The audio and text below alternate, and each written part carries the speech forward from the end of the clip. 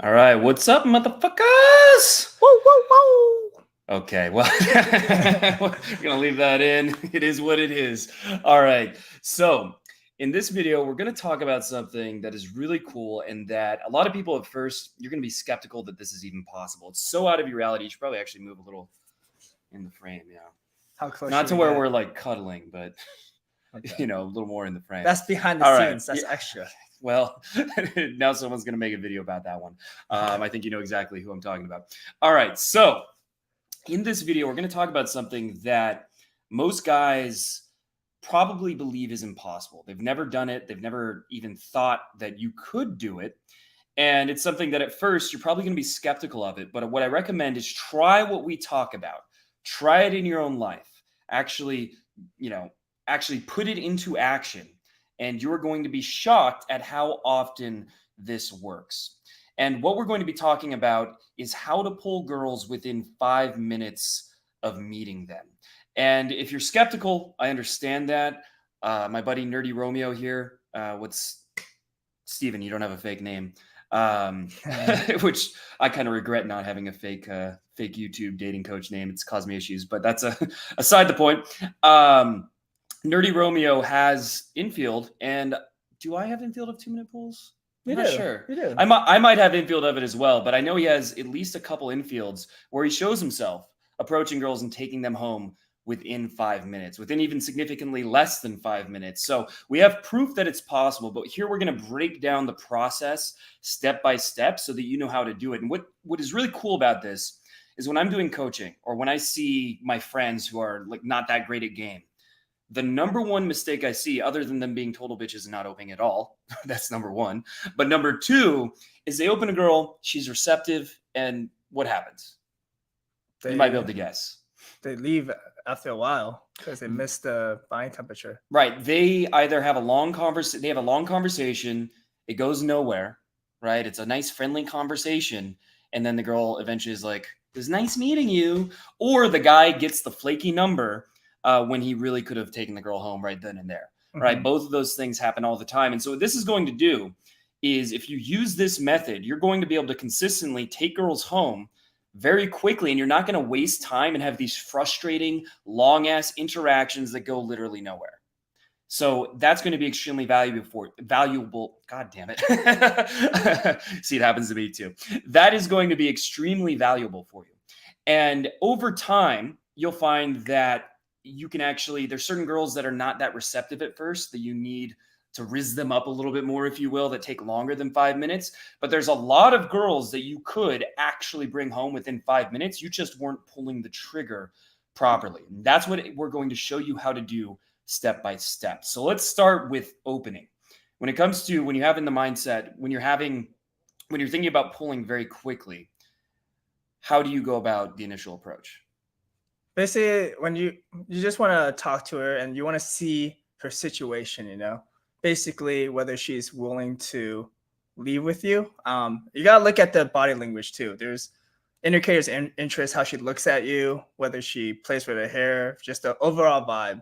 Some girls are just down for anything. If you feel like that's one of the girls you're talking to, that's gonna be really easy. And also girls with tattoos, tongue rings, stuff like that.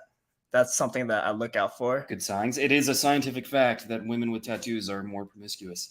Of course, if there's a girl by herself, that's great, although that's not that common. But there are things like that. And then generally, like if there's a girl who's with her friends and they're literally not talking, right? They're not even talking. They're just like looking around, or just like they look like they want attention. Like pay attention to that, because those are good opportunities. Whereas girls are like deep in a super serious conversation, it can still be done, but it's more difficult. The best is when a girl's arguing with her friends and like, get out of my face. You're like, come home with me. Or with a guy she's on a date with. Yeah, it's like bad awkward blind date. You come in, you save the day. And you give her what she needs. Give her what she wanted. So in terms of opening, I would say when you're going for fast pulls, the most important thing is opening very strong, right? With high tension, or you could call it high pressure, high intensity. So you're not opening in a way that's like being as suave as possible, trying to be like James Bond, opinion opener, ladies, blah, blah, like trying to work your way in very indirectly, right? And to have a very chill conversation first. And then, no, you don't do that. What you do is you go in strong. You make your intentions very clear right at the beginning. One thing I noticed that you do a lot is you're extremely physical on the open, right? The way you open is not, hi, it's nice meeting you. It's, hi, right? It's more like that. Whoa. Someone's gonna make a video about Got that. to do a good demonstration. So you come in very physical. You get close proximity. You're not like giving a lot of distance, very strong eye contact, and then you're making your intentions clear, right? You'll often even ask if the girl's single, which is a very direct thing to say. And when a girl's not single, or she says no, obviously you're killing the interaction, but you're also not wasting time. And if she gives you that compliance, it's a very big green light that you're going to be able to take things further. Mm-hmm. So the main thing is going strong and then adjust or calibrate after. So you want to see how much you can get away with. And with enough experience, you know how to push it as well as pull back when it's needed to. So you don't scare her. And so how do you pull back when necessary? Basically, like what are some examples? Give it like we said, be physical where you go in really strong and you're like really close to her. You basically give her space after she's uncomfortable. You step back. You basically know that you're not like basically on the whole time. You know how to respect her boundaries if she's feeling uncomfortable. Okay. And so after the initial approach, how do you start to lead things forward? Right? Because if you're constrained, you only have 5 minutes to pull. How are you going to go from, okay, I think you're hot or whatever, to let's get the fuck out of here? Yeah. So me and Avery, we would do a line where we say, let's get out of here. It's like kind of like a joke between us, but it actually works. You could say, let's get out of the girl. And if the girl's actually interested because you opened so well and so polarizing and you got really interested and hooked just off the open, which I'm able to do most of the time. If you say, let's get out of here, if they're bored, they'll leave with you. That's literally could be like a 2-line pull. If they're bored, if they just broke up with a guy, if maybe it's their birthday, sometimes literally they're ovulating. Like, you don't know why, but there's a certain percentage of girls, and this is a great thing to be aware of. There's no girls, maybe girls, yes girls. No girls, unless you are like, the greatest seducer of all time, you're Casanova, you can maybe make something happen, but it's extremely difficult. It's a girl who's like in a committed relationship and she's not a cheater, for example, right? That's very difficult. You don't really need to focus on those unless you're already at an extremely high level. Maybe girls is probably like the highest percentage. There's a lot of girls who are maybe girls, but it's not going to be super easy, right? You have to be a little bit more suave. You have to you're going to get more objections. You have to do things to make them interested enough to actually go home with you, right? But the yes girls, which is maybe not the biggest percentage of girls, but it's more than most guys think, you don't really have to do much at all. You just have to have enough intensity, right? Like the eye contact, physicality, and lead and not be a bitch, right? There's a certain percentage where that's all you have to do. And if you're not pulling those girls, why worry about the advanced like seduction tricks to get the maybe girls and the no girls? Like I'm going to learn a hypnotic voice pattern or some bullshit, which is what most guys are focusing on. When you aren't even getting the yes girls, where all you have to do is a very straight line, open direct, lead, go for the pull, deal with the objections, right? And it's very simple. And once you're getting those girls, then you can start worrying about the maybe girls. And then once you've done that, if you're, then you can go to the no girls perhaps eventually. But the main thing is you want to make sure that you're taking advantage of the opportunities where the girl is receptive and she is down and you're not taking too long, you're not leading it forward and it goes nowhere. So, hey, let's get out of here. A lot of girls are going to be, I can't leave my friend. I can't leave yet. So how do you deal with these kinds of objections? Yeah. So I think this is the last video me and Avery did. If it's a fat friend, find someone that likes fat friends, grab a random guy. Shout out to my friend Ollie. we got to bring him in here. Best wingman. Eats all the marshmallows you could eat. So, but there was one the other week at one of the clubs where the girl had a fat friend and you pulled her away from the friend anyway. So why don't you break down how you did that? Basically, I don't know. I think the girl was so invested in me already that she basically would. It looked like she was kind of rejecting the idea at first of going home with you, but eventually you turned it around. I was just really polarizing. I brought it into my reality with going in really strong, basically being really funny, walking a thin line between cocky and confident, where she basically told her friend, you know what, just stay here. I could trust myself with this guy. We're going to leave and we'll come back. So she made the And she never came back. yeah, she's gone forever. Okay, I didn't mean that. I meant to the club, but all right, there's some self-snitching. But basically, reach a certain point in game where if a girl is really interested in you, she'll tell her friends, I can make my own decisions. I want to go home with this guy. And a lot of girls, they will argue with the friends and they'll still come home with you. And you do that by showing the girls that you're worth it. You're worth coming home to, that this opportunity doesn't come often, and that you're worth basically leaving her normal lifestyle with her friends to go home with a stranger you. You got to go in super strong, and you just got to demonstrate all your qualities that makes a guy sex worthy. So that makes me think of a story, because girls will go against their friends. They'll betray their values. They'll do whatever it takes if they're into you enough. There was one time, there was this girl who we had really good chemistry, but I was doing a boot camp and I couldn't leave my clients. And so I was with one of my clients, and he and the girl that he was with, she was engaged. My girl was super into me. Her friend was engaged. And she said, the girl I'm with, she said, I'm here to make sure that my friend, doesn't get in any trouble, that she's like a good bride to be or whatever. That's like her mission for the night. And after a certain point, I know that my client is not going to pull. So I say, it was nice, it was nice meeting you. Maybe we'll hang out sometime, whatever. And she then, because she really wants to go home with me, she literally puts my client and puts his face into her friend, who's getting married, by the way, into her face, and has them make out. She gets them to proactively make out, getting her to cheat and betray her, husband to be or groom or whatever it's called. Get her to betray her man just so she could bang me.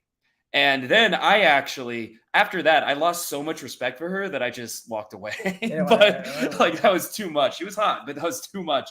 So if a girl is hooked strong enough, if you have enough intensity, you make yourself stand out, and you just have no filters, no hesitation, right? The strong eye contact, physicality leading, they can sense you're very clear in your intentions and you have no shame about them. Even bad logistics can often be overcome, but there is also a dealing with the objections logically aspect too. So one of the ones you're going to get a lot is, I can't leave yet, or I can't leave my friends. So do you have any specific lines you say? I want to elaborate on the previous topic first, though. I don't know if you guys watch my videos or whether it happened to you, but a lot of times a girl would say, I never slept with an Asian guy before. They say that to me all the time, especially on the receipts that I posted online. And the reason for this is it's about how the girl feels in the moment. If you make her feel so strongly in the moment, she would go against her morals and basically her friends if you make her feel like she never felt before, So it's about how girls feel in the moment. Just like people will, all right, I mean, this is maybe not the best metaphor, but people will start doing like meth, even though they know it's a bad idea. But if someone sells it to them strong enough, they're like, it's amazing and they're having a great time, et cetera, et cetera, et cetera. They'll do something that they know will ruin their entire lives just because it seems really fun, right? Yeah, that's why you hear about people saying, like, I could even sell ice to an Eskimo. And basically, if you're so captivating and polarizing and convincing, a girl would do anything to sleep with you. Yeah. So, okay, in terms of specific dealing with the objections, because if you're doing a very fast pull, you're going to get more objections. And one of the ones you're going to get the most is, I can't leave my friends, or, I can't go with you, things like that. So how do you deal with it? Basically, you just ignore it. It's not really a big deal. Or you could say, I'll be back in, time constraint, 10 minutes. We'll come back. Don't worry about it. Or you could just ignore it like it's not a big deal. If you show the girl that it's not a big deal, and that you're cool with it, and you actually 100% believe that it's not a big deal, she'll fit into your frame and she'll know that it's not a big deal. But if you want to, you can always say, we'll be back in 10 minutes. Don't worry about it. All right. Do you have any last thoughts on the topic on how to pull girls in 5 minutes? Anything you want to add to that one? I mean, the only thing I would add is, you want to reduce their investment whenever possible, right? So you say, we'll be back, right? We can come back in 30 minutes. It's 2 minutes away, right? My place is very close. Yeah. We'll just do a couple shots, come back. You basically reduce the investment is the easiest way to do it. And then there was a bug. I was like, what the fuck? You got a lot of Taco Bell in here. Taco Bell it causes issues. Taco Bell flies. The other thing I would say is, if you want to pull in 5 minutes, a lot of it is about finding the right girl, which means if a girl is not being very receptive, be willing to leave immediately, right? If a girl asks me to buy her drinks, I'll be like, "Oh, you want me to buy you drinks? Wouldn't that infantilize you and make it so I'm treating you like a child that can't take care of herself?" That's very anti-feminist. Yeah, really So it was philosophical. nice meeting you. Have a great night. And then, because I want to leave them like, okay, maybe it's not the nicest thing, but I want to leave them going like, what the fuck? Like, You left such an impression on them, Avery. yeah. But I leave them is actually the point, right? I'll leave very quickly. Or if they say, if they won't leave their friends, right? If they just won't leave their friends, I'm willing to, I'll try a few times to pull. And if it's not going to happen, I'll just move on, right? You got to be willing to move on if it's not going anywhere. And then also you got to minimize the time between interactions. Like you see any girl who might be receptive, maybe her situation isn't the best, right? Maybe she's walking quickly and it's hard to get to her. Maybe there's guys in her group, whatever. Just approach. And then when you find the one who is receptive, then you do all the specific things that we talked about in this video. Right. Do you have any final thoughts? No, besides that, logistics is an important point, right? You want to stay close close to the place you're meeting her. Anywhere you're living, you want to find a spot that you're close by where it's not a big deal for her to come back with you. All right. Hope you guys enjoyed this video. His channel is The Nerdy Romeo. We'll have a link in the description. He has a lot of infield, a lot of receipts, proof that he actually gets results. So if that's something that you're interested in, as opposed to, I don't know, Coach Corey Wayne, who just is, always him in the same background going, "Hi guys, I'm a master at picking up girls. Trust me." I do not like that guy. That was a very specific example. But, the many coaches who have no infield, no receipts, if that's something that you want to steer away from and go towards someone who has proof of results, then make sure to check out his channel. Subscribe to my channel if you enjoyed this video and leave a comment. Have you ever pulled girls in 5 minutes in your own life? Or is that something that seems totally impossible to you and that you don't even believe or that like seems out of reach? Let us know in the comment section below. All right. And then take a quick little break and then we'll do, I'm going to get some water because I am sick. Do we need to end the broadcast or no? No, we're going to do one more. You feeling good to go out tonight? I'm not feeling great, but I'm going to do it anyway.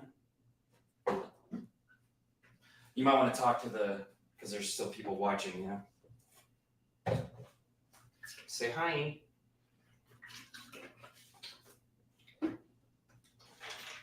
Dang, Charlie called me. Should I call him or no? It's not now, no. All right. Next topic.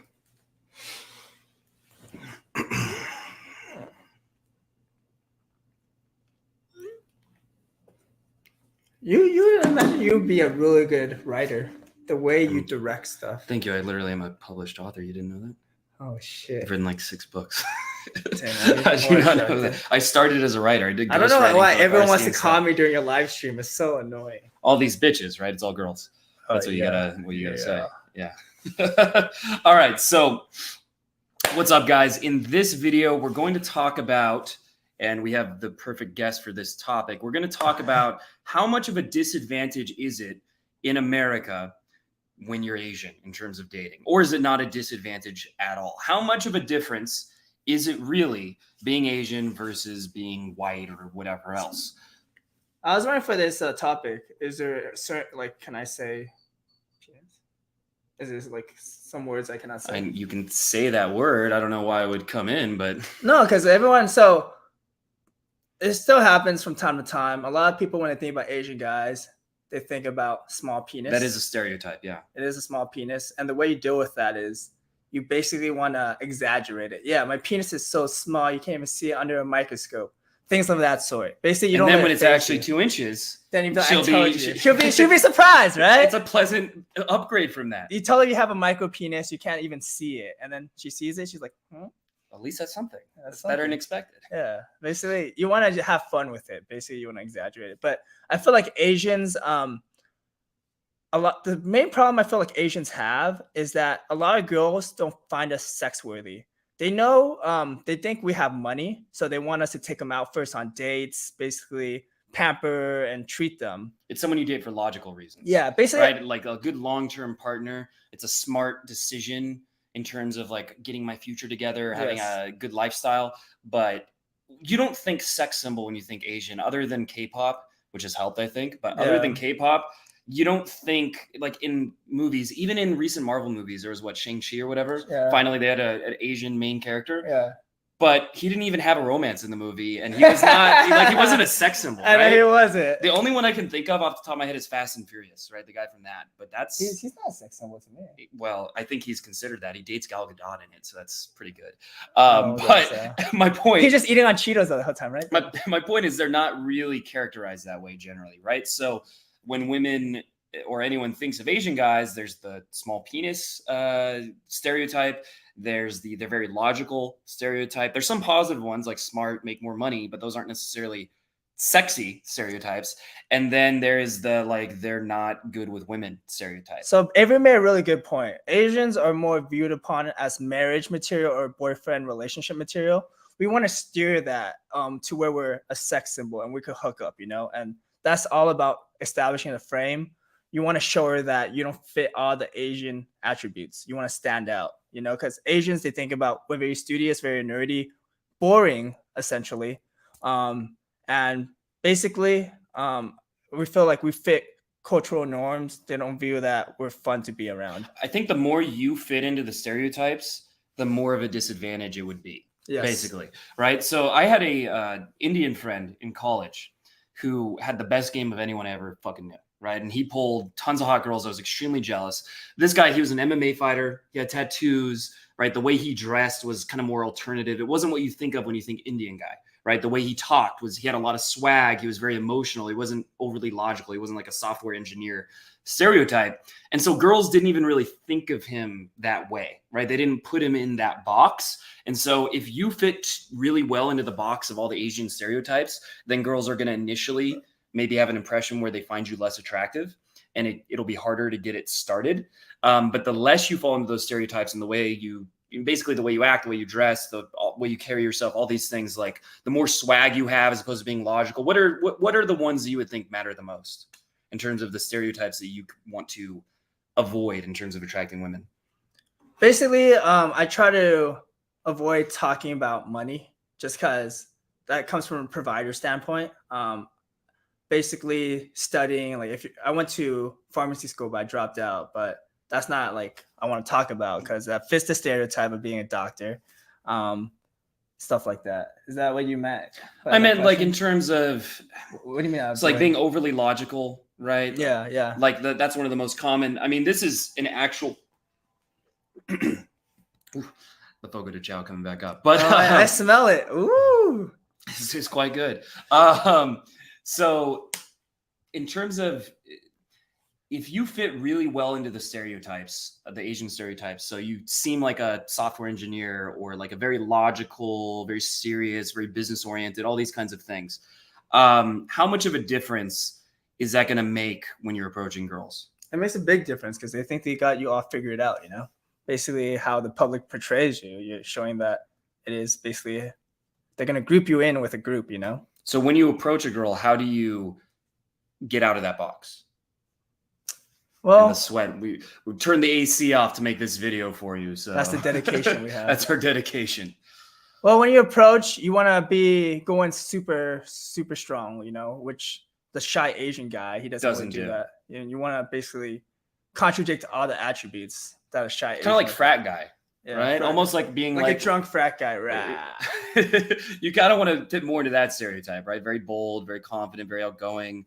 And if you do those things, they don't even think of you that way, right? A lot of girls tell you that they've never been with an Asian guy before.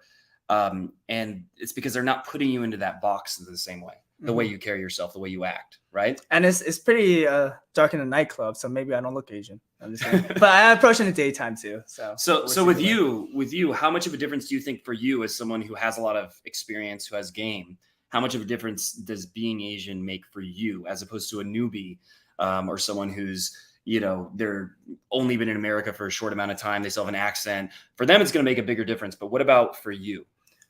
Being Asian, and having that stereotype is amazing because once you break out that stereotype, it takes them by shock. It basically expect the unexpected, and she's really going to be really intrigued and curious because you're so polarizing, you're so out there that she's going to find you really interesting, especially if everything she felt like she's been told her whole life that's not true anymore. It's like finding like a mysterious new species of animal, maybe like an extinct animal brought back to life, you know?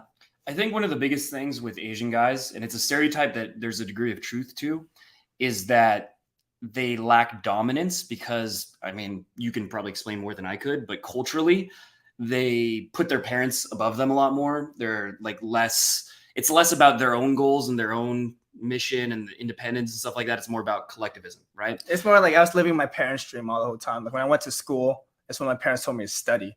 Just 'cause all my cousins did it. I felt like I had no freedom, no choice. And so to women, that whole persona, that idea of being like more focused on others and be listening to others and not making your own decisions, things like that, it kind of comes across as submissive, right? It's not very dominant. And that in the West and somewhere like the US, that is not attractive. That is not Right. So attractive at all. that's something that you really want to break out of when, at least when you're interacting with women, is you do not want to come across as a guy that's very permission seeking, overly polite, overly like letting the girl dictate the nature of the interaction. You need to learn how to be a leader, right? You need to learn how to have that aspect of dominance. And then when you do, it stops being nearly as big of an issue. And I think the other big one I noticed with Asian boot camp clients, the other big one is that they tend to be way too logical in their interactions, right? There's no emotion. They're not, sometimes they're not like hitting on the girl. They're like doing a business interview is what it seems like sometimes. And what I noticed with a lot of the Asian students too, and doctors in general, they try to memorize lines. It's like being a doctor. You study a textbook, you recognize all these medical terms, and you regurgitate it. To be good at game, you gotta be a free thinker. You gotta think on the fly. You gotta adapt. You gotta improvise. You basically can't be like having like a set script. You know, you gotta be very dynamic and changing all the time. All right. Do you have any final thoughts on how big of a difference or how big of a disadvantage it is being Asian dating in the So West? being Asian is a disadvantage if you fit the stereotype. If you do what an Asian's supposed to do, major disadvantage. We basically have such a bad image in Hollywood society until recently. Now they're trying to make everything equal. But if you break out of that mode, basically the stereotypes of Asians, it could really work in your favor. All right. Sounds good. And obviously, how would I put that? Man, The sweat's stripping off yeah, your it's starting to face. take my energy away. Niagara Falls right next to me. It is right now. All right. So, okay. So if you enjoyed this video, make sure to subscribe to my channel, hit the bell button, and then also make sure to check out Nerdy Romeo's channel. You can click the link in the description. He posts, obviously, if you have doubts about being able to pick up girls and being Asian, he's a great person to get proof that that is not some insurmountable obstacle, right? That you can have tons of success despite that isn't some major issue or disadvantage. Yeah, please subscribe to my channel. Almost to 1,000. All right, and we'll wrap up. Although, no, we got to do thumbnails real quick. All right, Okay. hold on. Now I'm gonna do you look sad, like sad and like because you're Asian. I don't know how to be sad, man. Look sad because you're Asian, and you can't get any girls, and I'm gonna be like.